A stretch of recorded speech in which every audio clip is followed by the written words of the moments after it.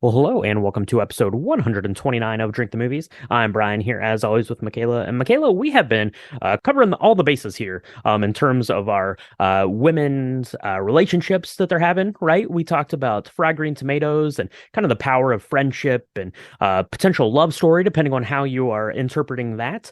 We talked about Little Women, the power of sisterhood and having, kind of the strong core family group, between these sisters. And today we're talking about the power of having a community of strong, helpful, supportive women behind you. And that film is Steel Magnolias. That's right. Steel Magnolias was a play. It became a film. It was became another film. They tried to do a TV version of this. This was a staple as a person who lived south of, I don't know, what is it? The Mason-Dixon line? Is that the? Mm-hmm, Yeah. mm-hmm. It's about a bunch of women who are in the South, in a made up place called Chickapin Parish in Louisiana. And all of the things that happen to them as they kind of go through a period of time in their lives. They have children and they have marriages and all of that. And it's kind of, I don't want to say it's a cult classic, because a cult classic would denote that this was not well thought of, or it has this underground underswell. Yeah, that usually has Yeah. kind of a negative connotation, but yeah, Right. I don't think that's the case here. Yeah. Right. So this while it didn't win a ton of awards, it is a much loved kind of quote unquote chick flick for a lot of people. My mom watched it a million times. I watched it a million times growing up. I think a lot of people did and do still love this film. And so that's one of the reasons why we're going to talk about it, because we need to understand what the big deal is about Steel Magnolias. We have to understand what the big deal is, and we have to understand what kind of cocktail we're going to make for it. So we've got a good one coming this week, Michaela. We enjoyed a couple of these yesterday while we were mixing these up. So why don't we do this? Let's take a quick break. We'll bust out the pitcher, and we'll get some strawberry vodka going, and we'll be right back to whip up this week's cocktail. My colors are blush and bashful, mama. I have chosen two shades of pink. One is much deeper than the other. I like pink. Pink is my signature color. Yeah, there you go. So says Shelby, and that is where this cocktail is coming from. It is called the Shelby, and we grabbed this one from shabbycreekcottage.com. Look for the link in the show description down there. But yeah, this encapsulates all the things that you think of when you think of Shelby and her pink stylings, because it is pink. It seems to be like very very kind of the southern lemonade kind of limeade kind of thing that you're doing. It's pretty delicious. This would be delicious on a hot summer day. Definitely down in New Orleans. I was in New Orleans over the winter, and it was already hot summer days, and it was like February. It was ridiculous. So I can't even imagine in the summer, especially if you got all that hairspray in your hair like Shelby does. You're getting ready for a wedding. You need one of these to cool off, Michaela. Right. Guaranteed. Yeah, Guaranteed. that's right. It takes some effort to look like this. Um, this drink, we made it up and we were like, I don't know. We took one sip and was like, whoa, this has the beginnings of greatness in it. And it's really simple. So I'm going to run through the ingredients for you real quick. This is going to make up probably two or three drinks, depending on how large your pours are. Okay. Mm-hmm, mm-hmm. So you're going to start with 5 ounces of strawberry vodka. Now, a word to the wise about the strawberry vodka.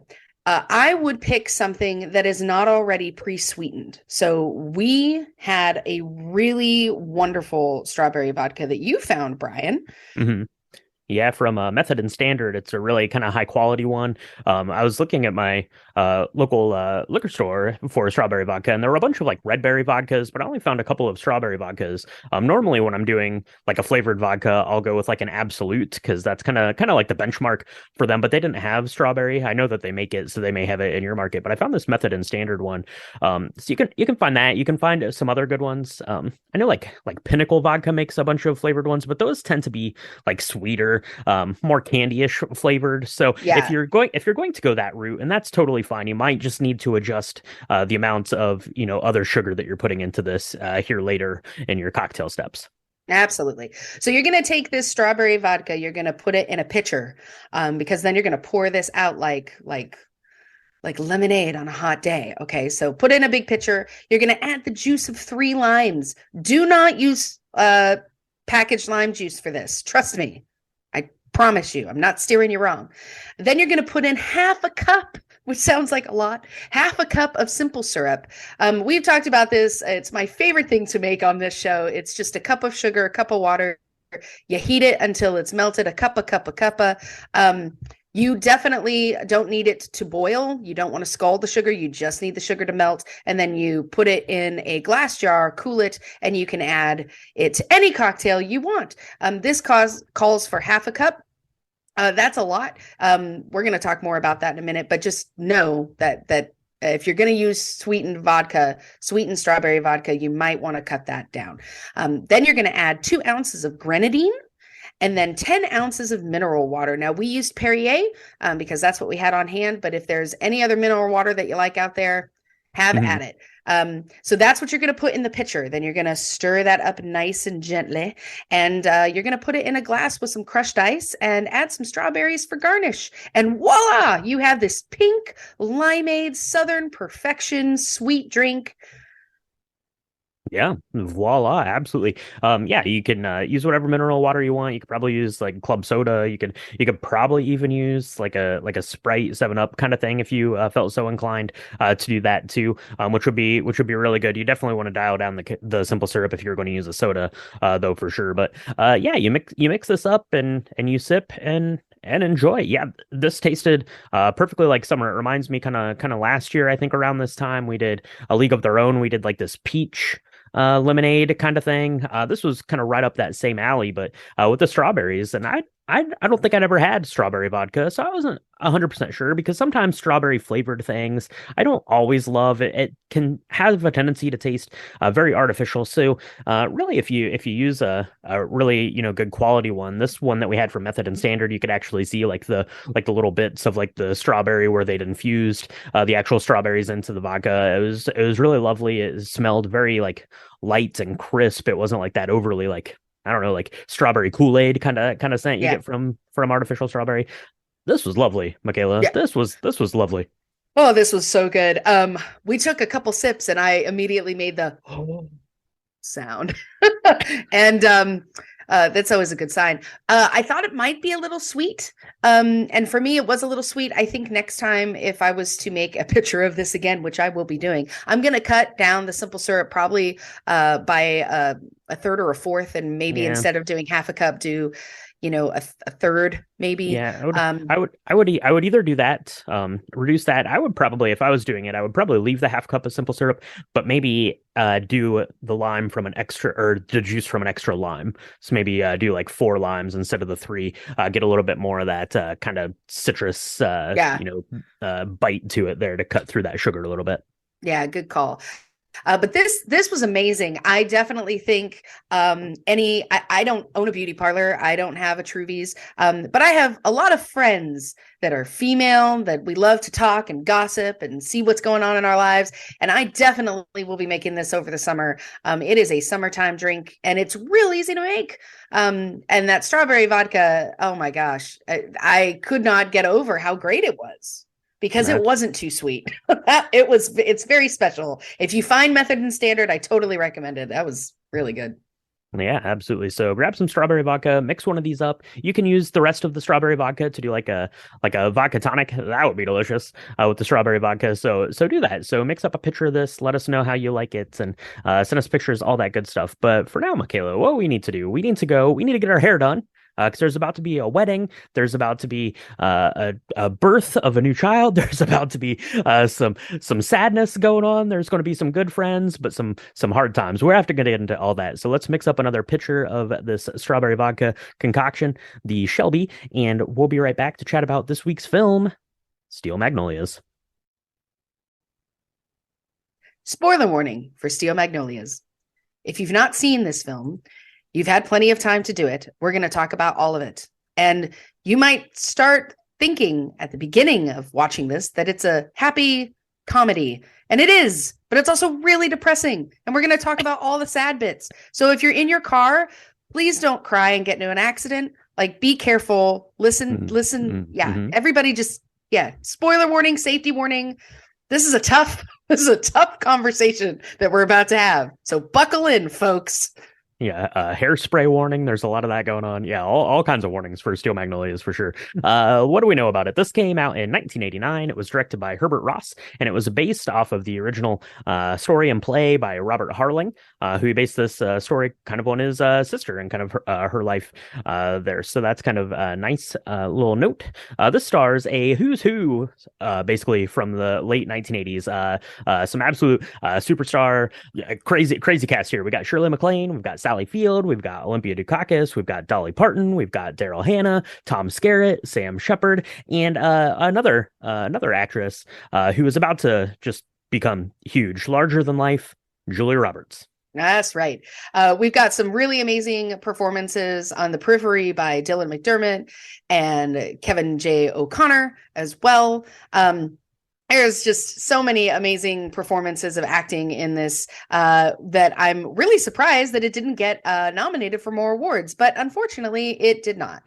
It only was nominated for one Oscar, and that was for Best Actress for Julia Roberts. And unfortunately, she did not win, we're going to talk about this because I think that there are so many other performances that also should have been given at least an Oscar nod because they're amazing performances and really varied in their kind of the way in which they are portrayed.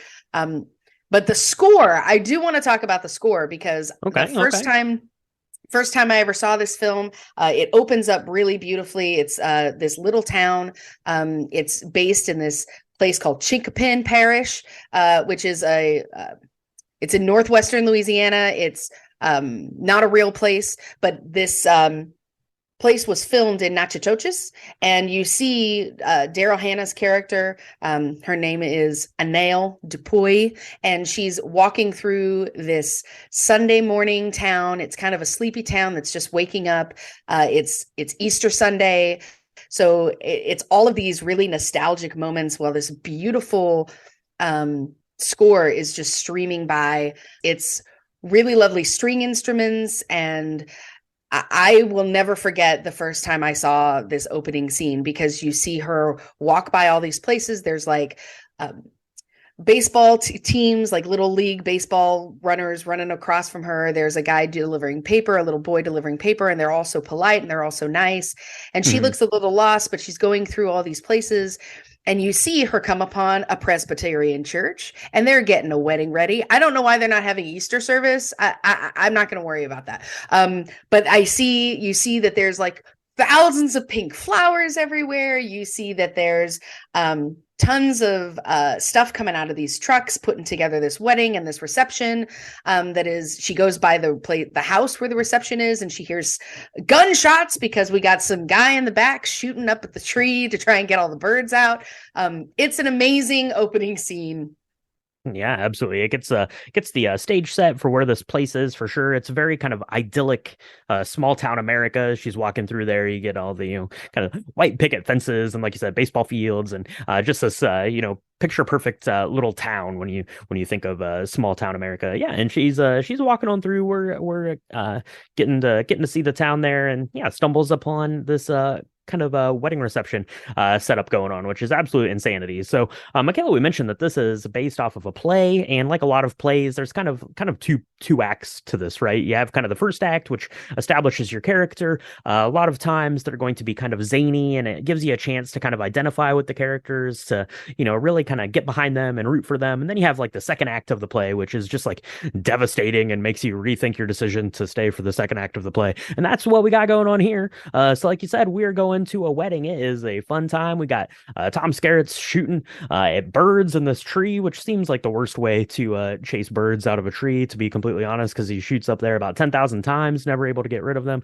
There's the two brothers there running around, causing trouble, getting in the way. But we find out that it is none other than Shelby's wedding. Shelby, played by Julia Roberts. She is there. She is looking forward to the big day. Her mom, Malin, played by Sally Field, is there. She's getting the glassware. All the glassware is broken. She's trying to make 1,000 phone calls. She's trying to get her crazy husband to stop shooting his gun up into the tree. She's trying to get all this stuff done. The boys have got like I don't know, like 10,000 condoms they're going to blow up and put on the car. Like it's just absolute like pandemonium here in this first 5 minutes. You're like, what is happening? This is pure chaos. I cannot keep track of this stuff. Heads or tails? Yeah, I'm so amazed how they did these long shots too, because they went through this house and it looks like it's a real house. It does not, I mean, if it's inside a set, I would be amazed. And I think it was is a actually real shot. house. You It can is, go and stay there. yeah, you can. It's amazing. But the way that they shoot this, because they're shooting, they've got the foreground where the mom is like, I can't deal with this right now. I've got the champagne glasses. The boys are throwing ice down her back, and she is not losing her mind. At that point, I think I would have dropped about 47 F-bombs. I would have screamed at all of them. And she does yell, but she still stays very composed because she's a lady from the South. And Yeah. it's amazing. Drum is her husband, and it's shooting, but they're blanks, and he would never point a gun at a lady, and that needs to be noted, because he's alienating the entire neighborhood by like shooting at this tree, trying to get all the birds out of the tree by the time the reception starts, because they don't want birds to poop all over their friends and family that are gathering in this tent background. They've got a tent. I don't know why this is such a big deal, but Malin hides the gun on her way out. She and her daughter Shelby are going over to Truvy's. Truvy is the most successful hairdresser and beauty technician in Chickapin Parish. And so they're going to get their hair done and their nails done to get all beautified before this wedding. And I love how we have this kind of juxtaposition, because we see what's going on in this crazy house, and then we see a much calmer area, which is Truvy's house, right? She's working on a bunch of different things, and none of them are involving guns. It's great. She has a bunch of stuff going on. She has her own troubles there, though. Her husband is there. They're having kind of this conversation, sort of escalated, kind of back and forth and yelling out the window and stuff like that. We've got Annelle, who you'd mentioned, walking through the town. She stumbles upon Truvies. She gets there, played by Daryl Hannah. And yeah, what are we learning so far? We find out that Annelle was basically the tops in her class, beauty school. So she's going to come and help Truvy. That is why she's walking through town. She has just gotten there. Malin and Shelby are on their way to go get their wedding hair done. We've got the neighbor, Weeza, played by Shirley MacLaine. She's there. She is not loving what Drum is doing with the gun. On a side note, she's got her poor dog there. He's like shedding all of his fur. He's stressed out beyond all belief. I don't know if I'm assuming that they faked that, but it looked really, really pretty real that dog was real stressed out about what was going on. I hope for the dog's sake there that was all just some movie magic. But yeah, the salon stuff is very important. It's very kind of vital part of this, and we're getting the stage set for who these people are. Because in the actual play, I think the whole play takes place within the confines of this salon, and this is kind of the heartbeat for the women of this Louisiana town. Yeah, that's right. So a bunch of things are happening today. It's Easter Sunday. So of course, Truvy's trying to help out. She's got about, 4,352 eggs that need to be dyed. Her husband is like, I run out of stuff and I can't get any more dye. It's Sunday morning. And so they're freaking out about that. Her son, plan ahead, Truvy. Come on. No, right. That means you need 18 different bags of dye. Anyway, her son is not being helpful. She's just met Annelle. She's trying to kind of run her through her paces a little bit to give her this big bouffant hairstyle. That works out beautifully, but they've got a big day ahead because they got a lot of clients coming. We've got Clary, played by, as you said, Olympia Dukakis. She was the former mayor's wife. Her husband had just passed this previous November. She's getting her hair done for this wedding. Of course, Shelby and her mom, Malin, they're getting their hair done for this wedding. So Annelle and Truvy are running around this morning, and it's a busy morning. And they put together, this is late 80s, right? So this is big bouffant hair. I remember watching this scene in the early 90s as a little girl, and all I wanted was Julia Roberts hair before she teased it up. So she takes it out of the curlers, and you've got these ginormous curls, and it was like princessy and beautiful, and her hair's all like this kind of golden auburn brown like color. It's just stunning. And And then she teases it all and puts it in this big bouffant and uses about 50 pounds of hairspray. But it's been very stressful. And we have a scene here that becomes crucial to kind of the development of what happens in the play. This is in the mid-'80s. This is when it takes place. And Shelby is a type 1 diabetic. And so she goes into insulin shock in the middle of this. And if you don't know what to expect, it's very scary when you watch this, because she starts to have a reaction. Fortunately for her, all the women know what to do, except for Annelle. Annelle's brand new to this, so she's kind of watching, wondering if she needs to call the police or 911. But they know what to do. They get her some juice, they give her some candy, and she gets some more sugar into her system, and she calms down. But it kind of cracks open this chasm of what's really going on today, and why things are as stressful as they are, as they would be any day you were getting married. But there's a lot of other stuff at play here. That's right. Yeah, Annelle is not very useful in this situation, or kind of most situations, to be honest. But yeah, they get her calmed down. They get her some juice. They get this blood sugar sorted out. But yeah, it's very important, right? Because basically it's her wedding day. She's going off to be with her husband. She's having conversations with her mother about how kind of important it is for her husband to be Jackson, played by Dylan McDermott, to have kids. She wants to have kids with them. But the doctor says, Julia Roberts, type 1 diabetic, don't have kids. Maybe that's bad news. Maybe you shouldn't do that. And Malin says, yeah, maybe you shouldn't do that, because you got to take care of yourself first. It's what use is having a kid if you're not going to be there to take care of it. So these are all things that you need to think about. But Shelby only has one thing on her mind, and that is getting to the wedding.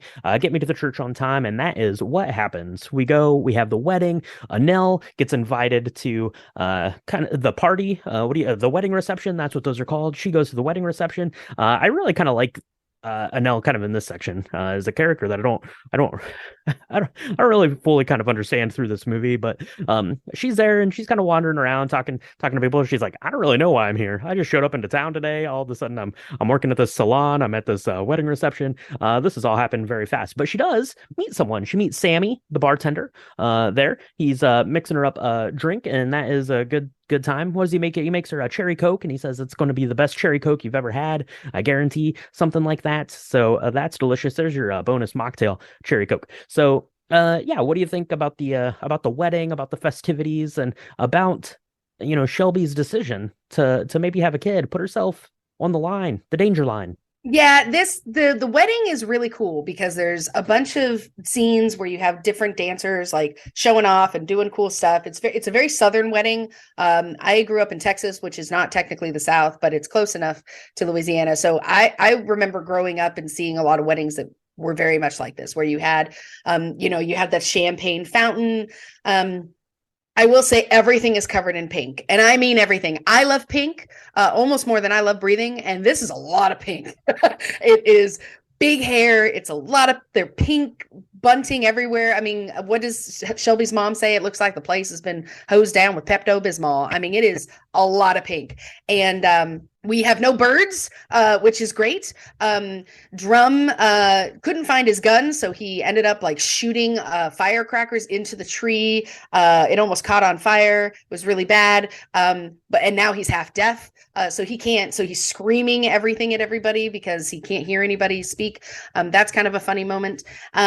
But one of the things that I loved about this scene, or these group of scenes at the reception, was Malin does try to talk to Jackson, and Jackson's really happy. He's making jokes about how he's really glad that Shelby decided to marry him, because there was some reservations on her part, because she really wants to marry him, but she knows that this child thing is going to be an issue.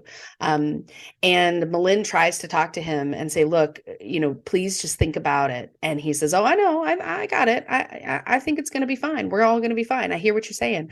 But Malin, you don't know what she thinks of Jackson, but you feel like she doesn't think very much of him, because if he loved her the way that she loves her daughter, he wouldn't be, pressuring her to have a baby, or to start a family in any of those ways. And what I find interesting is the way that they talk about Jackson in that way as a mother and daughter, because Shelby will say things like, oh, well, we're going to try and adopt, or we're going to just buy a kid, we're, it's going to be fine. And, but Malin is not convinced. And at the end, when we've got the condom covered car, it's like an old Oldsmobile, it's like 75 feet long, comes around to pick them up.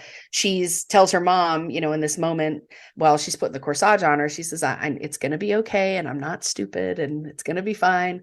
And then she gets in the car, and they go off, and everyone's waving goodbye, and it's a really kind of bittersweet scene already. Because that she's worried for her daughter, Malin is, and she doesn't have any control over what's going to happen next, and it's scary.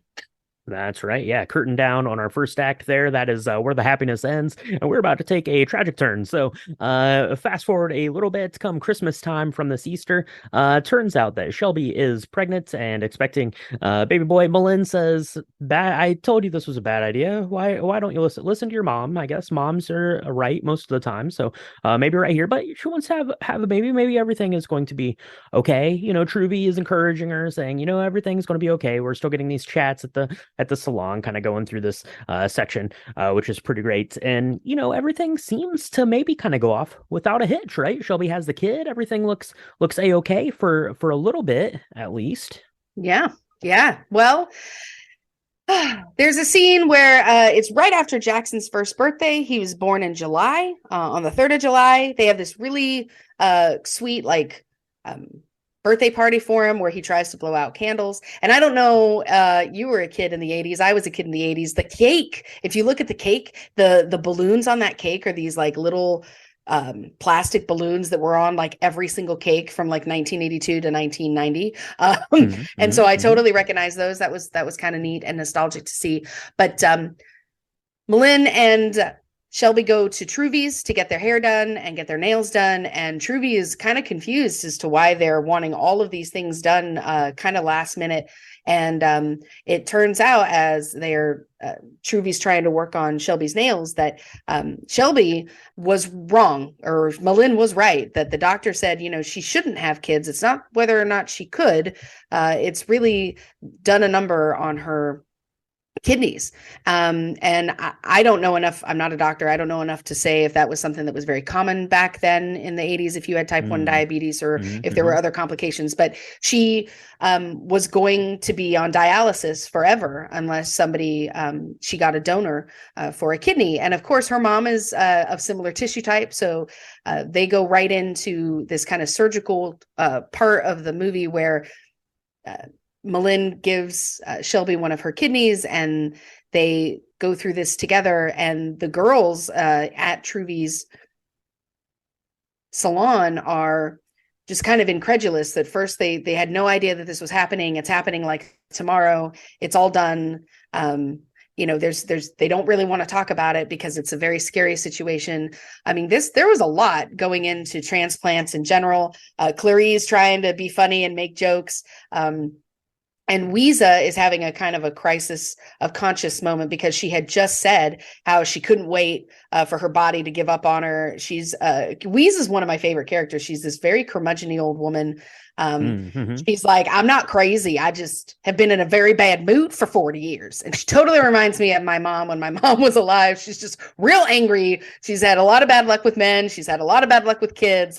Nobody's done anything for her. She's older than dirt. She's richer than God. And that's the only reason why people put up with her at all. And they know it. She's great, but she feels really bad. So she and Clary are at the grocery store trying to get all this food for the family. And she feels really bad that she said she wanted to she couldn't wait till her body gave up on her, because Shelby is very young and it's already looking like she's not in the best place. I mean, when you're in your early 20s and you're getting a transplant, that's never a good sign.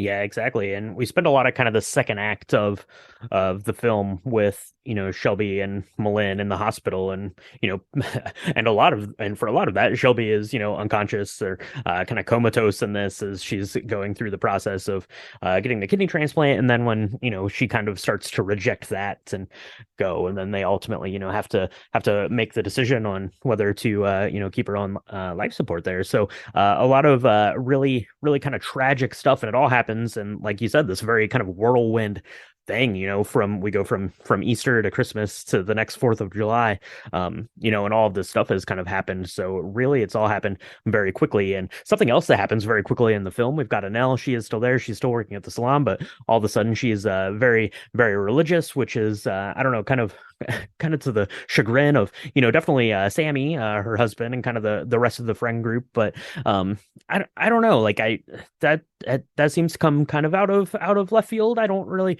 know. They didn't explore that, and that's probably partly because this was based on a play, so it doesn't have the time or the luxury of digging into all these stories. But that was kind of something else that's just happening, I guess, on kind of the periphery of the story, because really our main focus here is Shelby and her mother Malin. And then obviously, unfortunately, Shelby passes away far too young.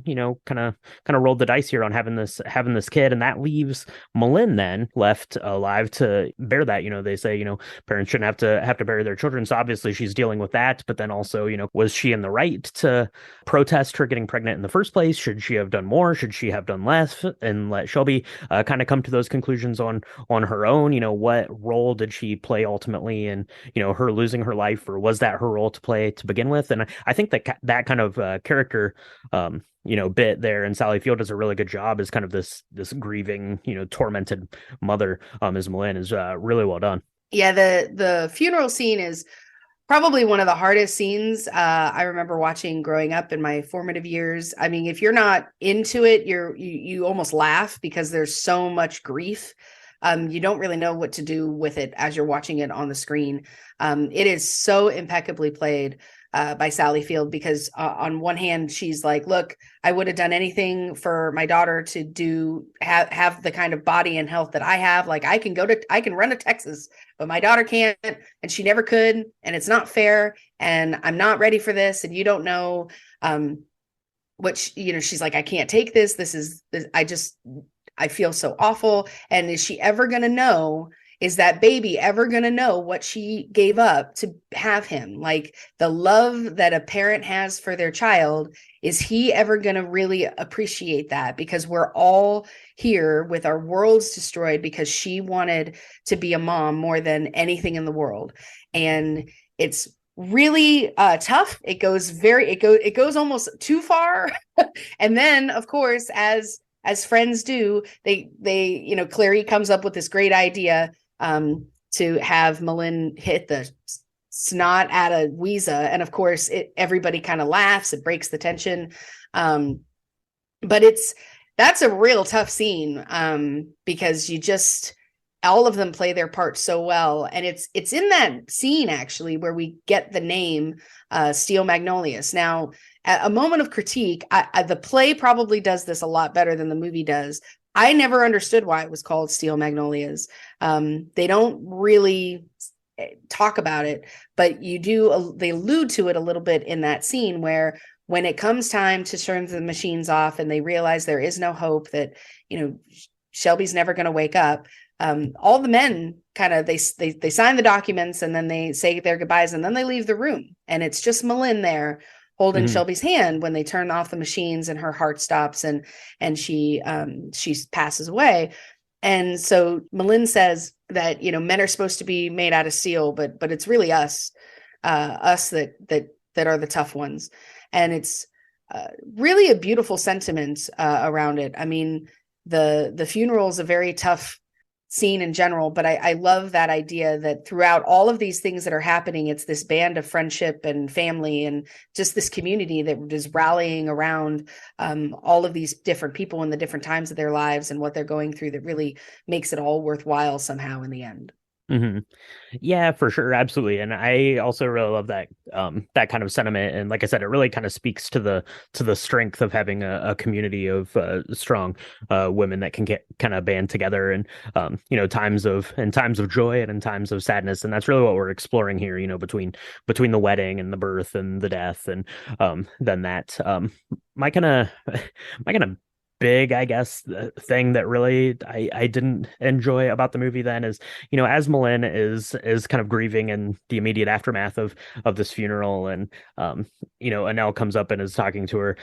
It seems like Malin kind of turns the switch a little quick, and kind of getting to the sentiment of life goes on. That felt a little I don't know, almost dismissive, I guess, of what had happened and what we'd just seen in a way, like kind of the way that switch gets flipped. But I kind of understand getting to that point, and I don't know that it was worth elongating the story or how else you would have kind of gotten her to that point unless then it really became a story about Malin. And in a way I guess the story is about Malin, but not really. It's really kind of about kind of the central core of these women, and like I said, kind of the heartbeat of this salon where they went to kind of and gossip and exchange ideas and complain and bicker and praise and have this joy of the women of this town. So yeah, and then basically what's her name, Annelle's like, oh, and I'm pregnant too, by the way.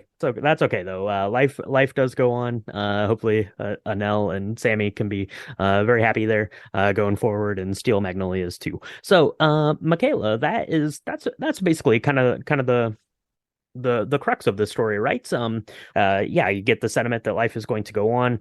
Annelle announces that she's pregnant, and it kind of runs through that kind of just there very very briefly at the end of the film. But that's what the story is about. So you had seen this a bunch of times. You'd said obviously you'd watch this kind of growing up, your formative years. This was like you'd mentioned, very important to, particularly to women. You referenced the chick flick, which we don't necessarily love that terminology for stuff like this because there's a lot to glean for everyone in movies like this. But very important to women in the late '80s, early '90s when this came out, and obviously the story is resonated now for generations, similar to Fried Green Tomatoes and Little Women that we've talked about here over the last couple weeks on the show as well. So tell everyone a little bit about your kind of experience with this, your initial takeaways as a young girl, a young woman, growing up, into your kind of more formative years, and then now that we're full-fledged adults, so I guess allegedly, anyways.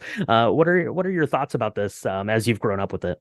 Yeah, I mean, on one hand, it's really symbolic. I think that it starts at Easter at a wedding, and then it ends at Easter, where it's 4 years later, and little Jackson Jr. is at his own egg hunt, right? That just 4 years before, Truvy and her girls were trying to put all these eggs out and color them for this event, right? That's supposed to happen in the town center. It very much comes full circle with this idea that life goes on, because as you said, Annelle is pregnant. She's very pregnant. She actually goes into labor in the middle of this field. I don't know what she's doing, 87 months pregnant in the middle of a field, but it ends on a really joyous note because they get everybody into the car and they're going down crossing the river, and they're taking the same tour, the same route that Annelle actually took going into town. But she was on foot before, and now she's pregnant, about to have a baby. And so it's kind of neat how it goes full circle. You have the same score kind of finishing up the story. This film, I really loved, and I thought that growing up, it was about like a mom and a daughter. So I definitely thought this was a kind of a mother-daughter film more than anything else. As I've watched it, as I've gotten older, it's so much more than that. And I think that part of the reason why it still is kind of a fan favorite, it didn't win a lot of accolades from a critical's perspective, but it did win like best picture or people's favorite for the People's Choice Awards that year. And it still comes up on numerous lists of, hey, what about, female empowerment video, movies, or quote unquote chick flicks. I'm not a fan of that term because I think that you don't have to be a chick to like this film or glean any sense of goodness about it, right? Yeah, it's I don't like that term, but it's definitely on a lot of lists still to this day. And it's 25 years old. 35, sorry, it's 35 years old this year. So to be able to do that and still do it in a way where you really just can't argue with the amount of acting prowess that this group of women have, and the way that they put this film together, it's really well done. I mean, it's the scenes, and we would take longer than the film to like, analyze every single scene, but the relationships between Clary and Weeza, and the relationships between Weeza and Malin, because Weeza absolutely hates Malin's husband, but they don't let that get in the way of their friendship, Mhm. which is a lesson for me in my life for sure. If it's like, hey, you're not going to like everybody, but you can hold steady and hold fast to the people that you do care about, and somehow that makes it all okay. I just really think that this film has resonated with so many people on all different walks of lives, because of all of the different things that they take. They talk about having a gay nephew come out to them. I mean, which seems way before its time in 1988, right? And they Mhm. don't talk about it in a derogatory sense at all. They're like, well, this is how we did that, and how do you know if someone's gay anyway? And what was their, I mean, what was their experience? And just and they do it while they're getting their hair done, and it's in a really organic way. I just think that that's what made this film so special, and why it's still on the top 10 lists of all time for some of these types of films, right? Yeah, and I mean the movie itself is pretty good. I really like we kind of talked about how this was in two acts, and the first act of this is quirky and funny as all get out. It's completely like a completely different movie. If you read like the synopsis, it's basically, it says it's about this girl that goes to be a hairdresser in this town, but that doesn't like even like begin to scratch the surface of what this movie is about, which I think is kind of strange. And so when I sat down to watch this for the first ever time, I didn't really know what I was going to be getting into. I knew that there was kind of this like sadder backbone to it, but you didn't know, like, in the first 45 minutes of the movie, you're like, this is just like a quirky comedy about these weird, ladies that have these, crazy personalities and crazy hair and all the stuff that's going on. And then yeah, it takes this big turn, and then you're left with, kind of these kind of raw, like, emotions and feelings that you have to kind of parse out and figure out how to deal with that, the same way that the women here in the story do. I like the setting at Easter. I think that normally is meant to represent some sort of like rebirth or resurrection. I don't really get that message kind of out of this. I mean, I guess they kind of allude to it in the fact that um Shelby passes away, but and that the life will go on. But I don't really, I don't know if that's getting passed then to an L. So I think maybe just kind of metaphorically, I didn't really connect with it in that level, so to speak. But I think that kind of the power of seeing these women together and come together and, like I said, be joyous and grieve and do all of those things together is really great. Michaela, you mentioned it. Julia Roberts nominated here for Best Supporting Actress. She would also be nominated the following year for Pretty Woman for Best Leading Actress. Fresh off her Mystic Pizza role there. So coming into full power. I have to say, watching this, Julia Roberts, very, very lovely, very well acted, very well done. I think that that award nomination could have and should have maybe gone to any number of people, including Miss Dolly Parton, because she is incredible as Truby Jones. Absolutely. And I love how she talks about her own life very seldom, but she brings out this whole thing that happened with Shelby, really helps her understand where she is and how she's feeling about her own life, right? So she's married to a guy named Spud. He is looking for work. He's and he's not big on words. He's not big on big romantic gestures. So she wants all the gossip about romance. That's her favorite thing. And then when Shelby dies, her husband actually kind of shakes him to the core, where he says, I don't know if something like this ever happened to me. I don't know what I do. And really kind of helps their relationship get to be more fulfilling for probably both of them, right? And Shelby does a lot of things, right? I love her. She wanted to be kind of a quote unquote guardian angel for all of these women. Weeza's this curmudgeon old woman. There was a guy named Owen from a billion years ago, and he came back in town. And of course, Shelby opens that can of worms for her, and now that by the end of the film, they're together. Yeah, it's a really cool way of showing that life does go on and how any one person can create goodness, even for the short time that they're on Earth. But the acting, I have to agree with you there. I mean, I think Julia Roberts was amazing, and I'm so glad that she went on to do all the things that she did. From an actor, somebody who used to act, I think that her portion of this play, or this group of characters, we're overlooking a lot of more profound performances, I think, in this movie. And so I think you're absolutely right there. I was glad to see that she got accolades, but I definitely think, I mean, all of them deserve something. So deserve some sort of Oscar nod, because the layers upon layers of what they're trying to deal with and how the decisions that they made on that screen were pretty impressive. Yeah, absolutely. So, yeah, that is Steel Magnolias. It's really good. Quick funny story. I mentioned it's kind of these two parts. I sat down and watched this with my mother. We had just gotten home and decided to put on a movie, and I said, I got to watch this for the podcast. Let's do that. So I've never seen it. My mom had never seen it either, which was kind of surprising to me. But we put it on. We watched about the first 50-ish minutes of the movie. She fell asleep and woke up, and she says, "What happened to everyone?" And I was like, "Oh, well, well, Shelby died, and there was a kid, and everyone was sad, and all this bad stuff happened." And my mom says, "I thought this was just a comedy." And it turns out, if you only watch the first 40-ish minutes of the movie, that's exactly what you get. So there you go. That is Steel Magnolias.